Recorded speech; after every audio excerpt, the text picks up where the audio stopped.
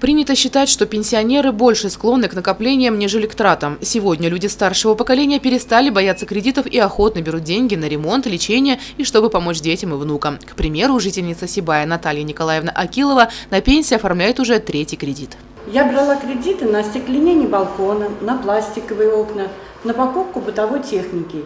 И поняла, чем годами копить и откладывать деньги, лучше прямо сейчас взять нужную сумму и потом планомерно ее выплачивать. Это намного удобнее. Когда возникла потребность в деньгах, Наталья Николаевна обошла несколько банков и только придя в «Пойдем» поняла, что хочет обслуживаться именно здесь. Здесь внимательное обслуживание, уютный офис, доброжелательные сотрудники. Мне здесь очень нравится. Особые отношения и особые условия. Кредит для пенсионеров в банке «Пойдем» оформляется по сниженной процентной ставке и всего по 2 документам – паспорту и пенсионному удостоверению. Мы очень бережно относимся к обслуживанию людей старшего поколения. Сейчас активно развиваем программу кредитования пенсионеров, настраивая ее таким образом, чтобы пожилые люди могли быстро и просто получить у нас деньги. Ведь потребность в этой услуге постоянно растет.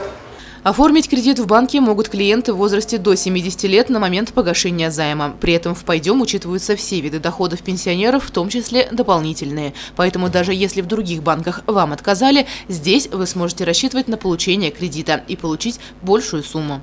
Подать заявку на кредит и получить подробную консультацию можно по круглосуточному телефону 8 800 200 12 30 и в офисе банка по адресу проспект Горняков, 21.